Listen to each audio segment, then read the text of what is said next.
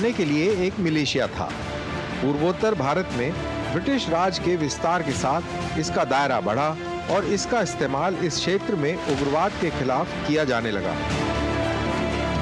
बल को 1883 में असम फ्रंटियर पुलिस, 1891 में असम मिलिट्री पुलिस और 1913 में ईस्ट बंगाल और असम मिलिट्री पुलिस के रूप में पुनः नामित किया गया।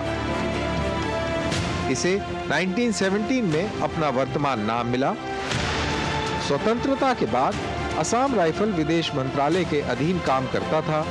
1962 के भारत चीन युद्ध के बाद इसका परिचालन नियंत्रण भारतीय सेना को सौंप दिया गया। 1965 में यह गृह मंत्रालय के प्रशासन के अधीन आ गया, जिसमें सेना ने परिचालन नियंत्रण बरकरार रखा। अपने पूरे इतिहास में असम राइफल ने विभिन्न संघर्षों और युद्ध क्षेत्रों में अपनी सेवाएं दी हैं, जिसमें प्रथम विश्व युद्ध में यूरोप और मध्य पूर्व में सेवा देना और द्वितीय विश्व युद्ध में मुख्य रूप से बर्मा में सेवा देना शामिल है। तिब्बत पर चीन के कब्जे के बाद असम राइफल को तिब्बती सीमा के असम हिस्से की सुरक्षा का काम सौंपा गया था। 1965 से पहले यह बल विदेश मंत्रालय के अधीन था, जो नेफा मामलों की देखभाल करता था। बाद में इसे गृह मंत्रालय को हस्तांतरित कर दिया गया, जिसमें भारतीय सेना ने परिचालन नियंत्रण बनाए रखा। 1947 में केवल 5 बटालियनों के नाम मात्र के पूरक से ये कई रेंज मुख्यालयों के साथ 46 तक बढ़ गया है। 3 प्रशिक्षण केंद्र और कई रसद इकाइयां मुख्यालय DGAR शिलोंग के अधीन कार्य करते हैं। 1947 में 5 बटालियनों वाले बल से असम राइफल ने पिछले कुछ वर्षों में काफी तरक्की की है। 1960 में 17 बटालियन थी, 1968 में 21 और आज 46 बटालियन हैं। इसके अलावा बल के पास कई क्षेत्रीय मुख्यालय, एक प्रशिक्षण केंद्र है जो एक समय में 1800 तक रिक्रूटों को तैयार करता है और असम राइफल के साथ कई रसद इकाइयां भी हैं। मैं इस समय नॉर्थ ईस्ट के किसी प्रदेश या किसी लोकेशन पर नहीं हूँ। मैं दरअसल इस समय दिल्ली में हूँ और मेरे पीछे जो नृत्य हो रहा है ये याक डांस है। ये सिक्किम के बच्चे इसको प्रैक्टिस कर रहे हैं। ये यूनिटी उत्सव के लिए यहाँ पर आए हुए हैं और नॉर्थ ईस्ट के कई इलाकों से इस तरीके के बच्चे यहाँ इकट्ठे हुए हैं और इस सब के पीछे असम राइफल है। तो आज हम असम राइफल के बारे में भी बात करेंगे और इस यूनिटी उत्सव के बारे में भी बात करेंगे। और इस सब पर बात करने के लिए मेरे साथ मौजूद है लेफ्टिनेंट जनरल विकास लखेड़ा, अति विशिष्ट सेवा मेडल, सेना मेडल। तो क्या है ये यूनिटी उत्सव और क्या है असम राइफल, चलिए आइए उन्हीं से पूछते हैं।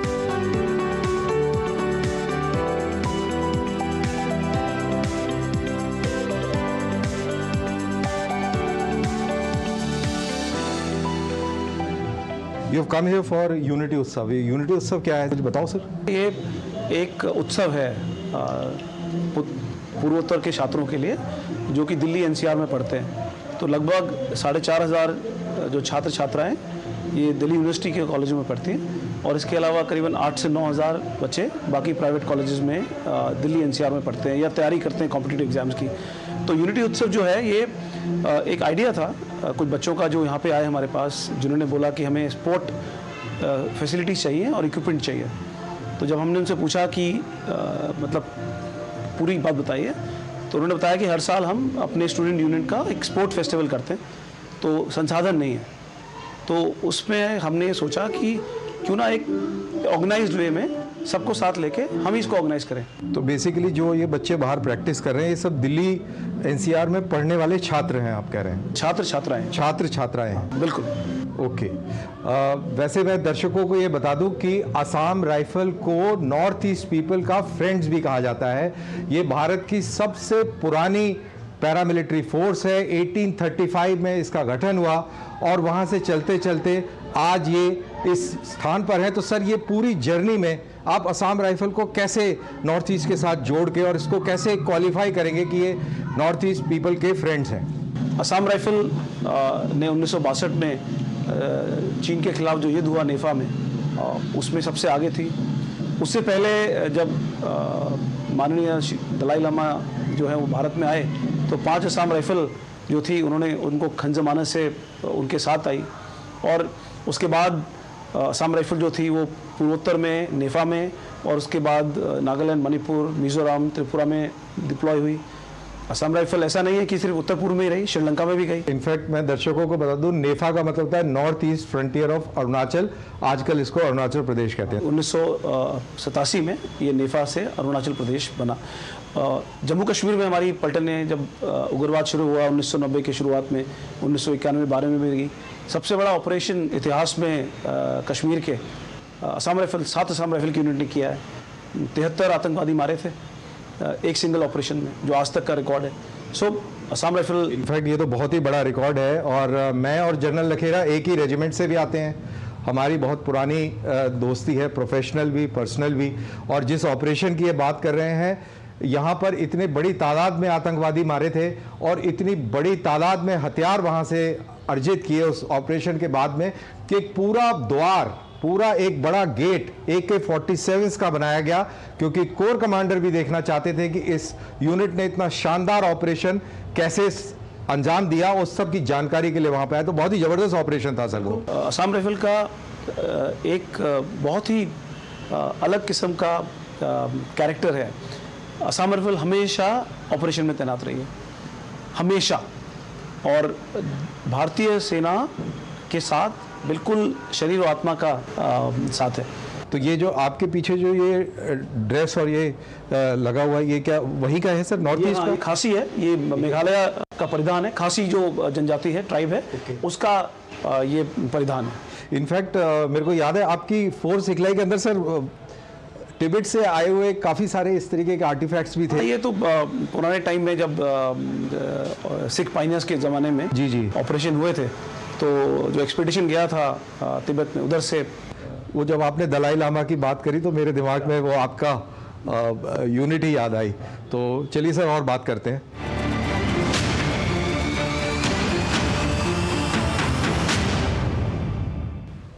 सर काफ़ी इंटरेस्टिंग फोटोग्राफ है ये, मेरे ख्याल से 1835 से लेके और 2015 यानी कि आज तक की पूरी ड्रेसेस है। तो सर ये ऐसा क्या, मतलब कि क्या ट्रांजिशन कैसे रहा ये 1835 से? असम राइफल का नाम असम राइफल नहीं था। ये जब खड़ी हुई थी तो नाम इसका था कछार लेवी। आज हम इसको असम राइफल बोलते हैं, जो नाम 1917 में प्रथम विश्व युद्ध के बाद पड़ा, क्योंकि जो असम राइफल ने परफॉर्मेंस दी थी यूरोपियन थिएटर में, उसके बाद अंग्रेज़ों ने इसको असम राइफल बोला। परिधान, हथियार समय के साथ बदलते हैं। 2015 की आखिरी पिक्चर है जब महिलाएं हमारी फोर्स में।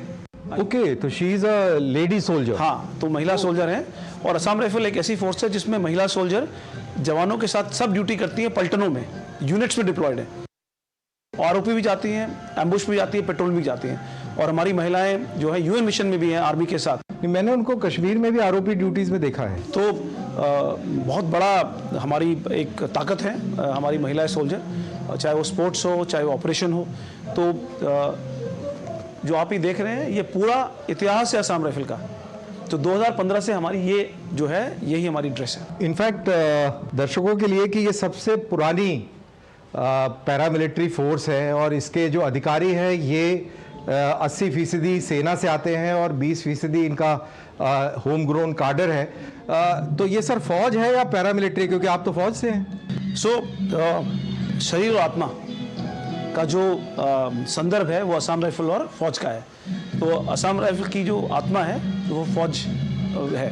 मतलब असम राइफल फौज के साथ हर क्षेत्र में कंधा से कंधा मिला के लड़ी है, चाहे 1962 की लड़ाई हो, श्रीलंका हो, कश्मीर हो, उत्तर पूर्व में प्रति विद्रोहिता की जो लड़ाई है उसमें। असम राइफल की ट्रेनिंग जो है वो पूरी फौज के ऊपर आधारित है। असम राइफल का जो पूरा एक संस्कृति है वो भारतीय फौज की संस्कृति ही है। तो हम क्या हैं? हम अलग हैं पर एक जैसे हैं। हम अलग हैं, वो हमारी ताकत है, और हम एक जैसे हैं, वो हमारी पहचान है।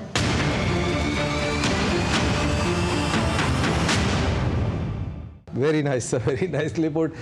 दर्शकों के लिए जो ऑपरेशनल कंट्रोल है असम राइफल का, ये सेना के हाथ में है और जो उसका एडमिनिस्ट्रेशन और बाकी जो कंट्रोल है वो मिनिस्ट्री ऑफ होम अफेयर्स के साथ है। मैंने सही बोला सर? बिल्कुल सही बोला। तो इस तरीके से असम राइफल है और ये जो ड्रेस जनरल लखेड़ा पहने हुए हैं ये भी असम राइफल की ही है। और इस ट्यूनिक को कोई खास नाम देते हैं सर? ये मजरी ड्रेस बोलते हैं, जो ये मजरी कलर है। और आपने देखा होगा कि फील्ड मार्शल मानेकशॉ ने भी 1971 के युद्ध में कई सारे आपने उनके वीडियो देखे होंगे, तो उसमें उन्होंने भी ये कलर मजरी ड्रेस की ड्रेस पहनी है। और नॉर्थ ईस्ट के अंदर असम राइफल एक बहुत ही ज़बरदस्त योगदान दे रही है, देती आई है। चाहे वो इंफ्रास्ट्रक्चर का डेवलपमेंट हो, चाहे मेडिकल सुविधाएं प्रदान करने की बात हो, या और भी कोई इमरजेंसी एक्सीजेंसी को टैकल करने की बात हो। तो जनरल लखेड़ा से पूछते हैं कि उनके टेन्योर में इस तरीके की कोई घटना हुई जिसको वो दर्शकों को बताना चाहते हैं, जो कि इस पूरे थीम से रिलेट करती हो। सर, हम देखिए 1 अगस्त 2024 को मैंने पदभार संभाला और हमारा जो टास्क है वो 3 है। एक तो म्यांमार के साथ जो हमारी बाउंड्री है, इंटरनेशनल बॉर्डर है IMB, उसकी रक्षा करना। दूसरा प्रतिविरोधता की लड़ाई। और तीसरा डिजास्टर मैनेजमेंट या लोगों को मदद करना। आपको एक बड़ी इंटरेस्टिंग बात बताऊंगा। असम राइफल जो है वो मेरे हिसाब से सिंगल लार्जेस्ट डोनर एक एजेंसी होती है खून की, ब्लड डोनेशन में हमें। रियली? तो हमारे मतलब हमारे जवान हर दिन कोई ना कोई हमें बुलाता है किसी भी आपदा के पीछे, या एक्सीडेंट हो गया, कोई बीमार है, तो हमारे जवानों का जो रक्त है, जो लहू है, वो हमारे पूर्वोत्तर के वासियों के धमनियों में चलता है। So we are blood brothers. इस हिसाब से हमारा और उनका खून का रिश्ता है। इनफैक्ट नॉर्थ ईस्ट में अगर आप जाएंगे तो आप पाएंगे कि बहुत दुर्गम इलाके हैं, कई जगहों पर रोड्स नहीं हैं, वहाँ पर पहुँचना मुश्किल है। और ऐसी सिचुएशन में अगर कोई वहाँ पर स्थिति पैदा होती है, कोई मेडिकल इशू पैदा होता है, तो वहाँ पर असम राइफल के जवान तत्पर होते हैं, उनको वो मदद मुहैया कराते हैं। Right sir? और हमारी जो कम से कम 35% जो हमारी फोर्स है वो उत्तर पूर्व से आती है। तो उत्तर पूर्व के जो स्टेट हैं, 8 स्टेट, उधर से ही वो आते हैं। तो हमारी आप देखिए जो ज़मीन से जुड़ाव है हमारा जी, वो बहुत प्रगाढ़ है। जी। असम राइफल के डायरेक्टर जनरल से बात करें और हम मणिपुर की बात ना करें वो भी थोड़ा गलत हो जाएगा। तो मणिपुर की पूरी जो घटना हुई उससे सब हम वाकिफ़ हैं, लेकिन असम राइफल ने एक बहुत ज़बरदस्त वहाँ पर काम किया है यूनिटी को कायम करने के लिए, माहौल को बेहतर बनाने के लिए। तो जनरल साहब, क्या काम किया आपने जिससे कि हम ये कहें कि आप एक्चुअल में फ्रेंड्स ऑफ द पीपल हैं? मणिपुर के अलावा जितने भी वहाँ पे हमारे राज्य हैं, सब जो है भारत का हिस्सा है। और मणिपुर भारत का एक बहुत ही बढ़िया एक भूगोल का हिस्सा है। उधर की संस्कृति, उधर के लोग, उधर की जो आबो हवा है, उधर का जो पूरा नेचुरल ब्यूटी है। असम राइफल भी उधर ही तैनात है मणिपुर में कई जगह पे। और हमारे बहुत सारे सैनिक जो हैं वो मणिपुर से आते हैं, जो कि सन ऑफ सॉइल्स हैं। तो हमने वो किया जो सैनिक का धर्म है। और जो लोग, क्योंकि वहाँ से काफ़ी सैनिक वहाँ से आते हैं, तो वो एक आपकी बहुत स्ट्रेंथ होती होगी और लोकल लोगों में मिलना, उनको समझाना, उनसे बातचीत करना काफ़ी आसान हो जाता हो। ये तो हमारा हर दिन का काम है। आज हम बात कर रहे हैं तो हमारे जवान तैनात हैं, लोगों से मिलते हैं, बात करते हैं, कोशिश करते हैं कि हम सबको जोड़ें। और कोशिश जो है वो पूरी दिल से होती है, ताकि हम जो भी हमारा राष्ट्र है, जो भी हमारे राष्ट्र में हमारे सिटीजन्स हैं, नागरिक हैं, उन सबको हम एक साथ लाएं, एक साथ मिलाएं। वो हमारी कोशिश है, वो आगे जारी रहेगी। इनफैक्ट जनरल लखेड़ा का मोटिवेशन अगर हम समझने का प्रयास करें तो ये मैं आपको बताऊं कि जनरल लखेड़ा वहाँ की भाषाएं भी बोल सकते हैं। तो सर, कौन कौन सी भाषाएं वहाँ पे बोल लेते हो सर आप? भाषा मतलब मैं देखिए, असमीज में तो मैंने बात करते हुए आपको बहुत सुना हुआ है और आपका एक वीडियो भी वायरल हुआ था। तो नागामीज, नागा भाषा, छोटे में मैं मैती भी बोलता था। पर तो आप हैं तो वैसे मूल रूप से गढ़वाली, तो ये सब कैसे? पिताजी पोस्टेड थे, मेरे फौज में थे। तो आपके पिताजी भी फौज में थे? हाँ, मेरे पिताजी सिख रेजिमेंट में थे। और उसके बाद वो बॉर्डर सिक्योरिटी फोर्स में आए, मणिपुर में तैनात थे। तो मेरे बचपन का शुरुआत मणिपुर में से हुई और उसके बाद पूर्वोत्तर में हम असम में रहे, त्रिपुरा में रहे। मेरी सैनिक जीवन में एक बड़ा हिस्सा मेरा पूर्वोत्तर के राज्यों में गया, असम में, अरुणाचल में, नागालैंड में, मणिपुर में, मिजोरम में, जिसके बारे में आपको भी पता, आप भी वहीं पे थे। हाँ, इनफैक्ट मैंने और जनरल अखेरा ने अपनी अपनी पलटनें उसी इलाके में कमांड करी है और सर का मार्गदर्शन वहाँ पे रहा और बहुत बड़ा सहयोग रहा। तो वो भी एक अच्छे दिन थे ना? बिल्कुल अच्छे दिन है और अच्छे दिन और आएंगे हमारे राष्ट्र के लिए। इनफैक्ट क्योंकि आपका बचपन वहाँ पे गुजरा है तो मेरे ख्याल से आपसे ये सवाल पूछना बनता है कि बचपन का नॉर्थ ईस्ट और डीजी असम राइफल के नॉर्थ ईस्ट में कितना परिवर्तन पाते हैं आप? आपको पता है परिवर्तन ही स्थायी है, change is the only constant. और परिवर्तन ही जो है वो वक्त को अच्छा बनाता है। उस समय राष्ट्र हमारा जो था वो आज़ादी के बहुत साल नहीं हुए थे और डेवलप भी नहीं था। आज हमारा राष्ट्र एक विश्व स्तर पे एक बहुत बड़ी ताकत है। हमारे पास संसाधन ज़्यादा हैं, हमारे पास जो है इंफ्रास्ट्रक्चर बहुत अच्छा है। हमारे बच्चे जो हैं आज हमारे स्पोर्ट्समैन अंतर्राष्ट्रीय स्तर पे जो है वो नाम कमा रहे हैं। तो उस समय के नॉर्थ ईस्ट में जो मुझे याद है जो था, टेक्नोलॉजी नहीं थी, शांति थी और जिस तरह सोसाइटीज़ होती हैं और उस समय वो थी अलग किस्म की थी। क्योंकि आज जो है वो थोड़ा अलग है। तो वो भी बहुत अच्छा दौर था, ये भी बहुत अच्छा दौर है। तो हम तो अच्छा ही देखेंगे आज के इस वक्त में, बिल्कुल, और आने वाला समय और अच्छा होगा। बिल्कुल, पॉजिटिविटी बहुत ज़रूरी है। तो थोड़ी सैनिक पॉइंट ऑफ व्यू से ही बात करते हैं सर। जो आपकी जो ट्रेनिंग है असम राइफल के अंदर और जो आर्मी की ट्रेनिंग है, इसमें कोई फ़र्क है या सेम ट्रेनिंग है? जब हमारा रिस्पॉन्सिबिलिटी सेम है तो ट्रेनिंग कैसे अलग हो सकती है? तो जैसे अभी हमारे रिक्रूट हैं, बहुत सारे रिक्रूट हमारे आर्मी के ट्रेनिंग सेंटर्स में ट्रेन होते हैं, क्योंकि हमारी क्षमता ट्रेन करने की एक निर्धारित है। तो जब हम ज़्यादा सैनिक रिक्रूट करते हैं अपनी डिफिशिएंसी को पूरी करने के लिए, तो हमारे सैनिक गुरखा ट्रेनिंग सेंटर्स में जाते हैं, गढ़वाल राइफल ट्रेनिंग सेंटर में जाते हैं और अलग अलग ट्रेनिंग सेंटर में जाकर ट्रेनिंग करते हैं। तो हमारी ट्रेनिंग एक जैसी है, हमारा कार्य एक जैसा है। मैंने बताया हमारी संस्कृति एक जैसी है। संस्कृति एक जैसी। तो हमारा जो बहुत बड़ा टास्क है वो आर्मी का साथ जो है हमारे नदन बॉर्डर्स हैं उसमें तैनात रहना, और अगर कभी ज़रूरत पड़े तो आर्मी के साथ कंधा से कंधा मिला के ऑपरेशन में जाना। तो इक्विपमेंट जो है वो भी काफ़ी हद तक एक जैसा है। आर्मी भी हमको इक्विपमेंट देती है, ऑपरेशन कमांड आर्मी की है। तो असम राइफल एक ऐसा एक ऐसा ऑर्गेनाइजेशन है जिसकी अपनी आत्मा है अलग, और फिर भी एक फौज का बहुत बड़ा हिस्सा है। That's amazing sir. अगर इसको समराइज़ करें, जो फौजी टास्क हैं आपके, आप बॉर्डर्स पे भी डिप्लॉयड हैं, चाइना के साथ LAC पर भी हैं, आप म्यांमार के साथ बॉर्डर पुलिसिंग भी कर रहे हैं, काउंटर इंसर्जेंसी भी कर रहे हैं, और इसके अलावा और क्या कर रहे हैं मिलिट्री पॉइंट ऑफ व्यू से? हमारी एक पलटन है NDRF की पलटन।